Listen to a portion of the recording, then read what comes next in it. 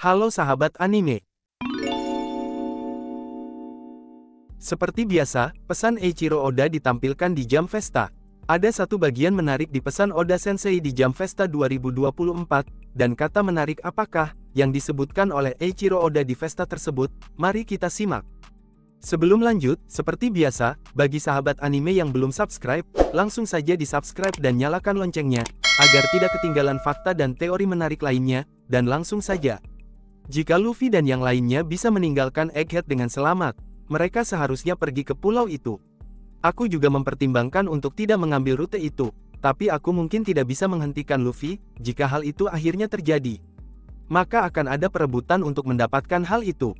Dan akhirnya itu akan terjadi. Pertarungan antara karakter itu dan karakter itu mungkin akan menimbulkan hasil yang tak terduga. Siapa karakter itu, dan karakter itu, yang Oda Sensei maksud? Yang pertama, Shanks lawan Luffy. Jika hal itu benar-benar terjadi, maka akan ada perebutan untuk mendapatkan hal itu. Di titik ini, asumsi saya, hal itu, di sini adalah Road Poneglyph keempat. Shanks sudah memutuskan mendapatkan One Piece. Dia juga sudah dapat salinan Road Poneglyph milik kelompok Kid. Sementara itu, Luffy juga tinggal butuh Road Poneglyph keempat. Jika memang Shanks ingin menguji kekuatan Luffy, ini bisa jadi momen yang pas. Dan perebutan Road Poneglyph keempat jadi salah satu alasannya. Bila Yonko Luffy melawan Yonko Shanks, mau Luffy menang, mau Shanks menang, atau ada pihak ketiga macam Yonko Kurohige, yang melibatkan diri dalam pertarungan mereka, apapun hasilnya akan jadi kejutan menurut saya. Yang kedua, Shanks lawan Kurohige. Shanks dan Luffy itu bersahabat. Kecuali Shanks Akagami ingin menguji kemampuan Luffy, dia mungkin tidak melawan Luffy. Nah, kalau Shanks dan Kurohige ini lain perkaranya. Kurohige sudah pernah melukai wajah Shanks.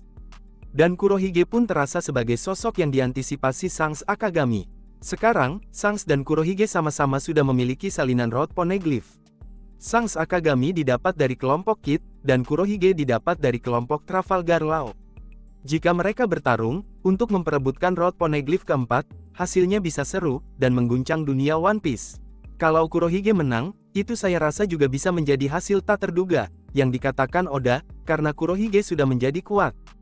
Yang ketiga, Luffy lawan Kurohige. Monkey D. Luffy dan Kurohige adalah dua sosok lain yang mungkin bertarung di lautan, untuk merebutkan Road Poneglyph keempat. Luffy, Shanks, dan Kurohige memang tiga sosok yang kini memiliki salinan Road Poneglyph. Besar kemungkinan pertarungan yang dimaksud Oda Sensei melibatkan ketiga ini. Akan menarik jika Monkey D. Luffy menghadapi Kurohige.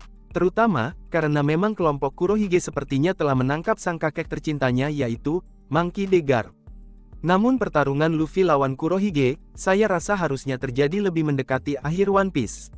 Jika Luffy dan Kurohige bertarung di 2024, mungkin akan ada twist, seperti misalnya Kurohige secara mengejutkan unggul, itu pasti sangat-sangat seru. Yang keempat, Monkey D. Dragon lawan Jay Garcia Saturn.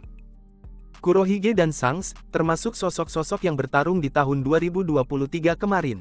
Sementara itu, Monkey D. Dragon termasuk sosok yang belum diperlihatkan bertarung serius sejauh ini di animenya. Monkey D. Dragon itu sangat peduli pada anaknya Luffy. Dia juga peduli pada Kuma. Kalau Kuma ternyata ingin menuju ke Egghead, maka bisa jadi Dragon pun akan ikut datang ke sana, berhubung beberapa orang yang dia pedulikan, Luffy, dan juga Vegapunk, sudah berada di sana, dan mereka sedang dalam bahaya besar. Bakalan menarik, dan sangat seru, kalau Monkey D. Dragon dapat kesempatan berduel melawan salah satu Gorosei, yaitu, Jay Garcia Saturn. Yang kelima, Monkey D. Dragon melawan Akainu. Ada dugaan, kalau Akainu dan Dragon dulu rekan di Angkatan Laut, melihat saat perang Marineford, si Akainu bisa mengenali Luffy sebagai anak Dragon, sebelum Sengoku mengungkap hubungan Luffy dengan Dragon. Akainu di Marineford juga seperti bernafsu sekali untuk memburu putra Dragon. Dalam skenario di Egghead, si Kizaru dan Jay Garcia Saturn tumbang, bukan gak mungkin, Angkatan Laut akan langsung mengerahkan tukang pukul yang lebih kuat seperti Akainu. Lalu Monkey D. Dragon, yang juga berpotensi datang ke Egghead, yang akan menghadapinya. Bakalan sangat seru, jika mereka berduel menentukan siapa yang terkuat, patut kita tungguin ya sob. Yang keenam, Kuma melawan Jay Garcia Saturn. Di antara para Gorosei, Jay Garcia Saturn terasa sebagai sosok yang punya masalah paling personal dengan Kuma.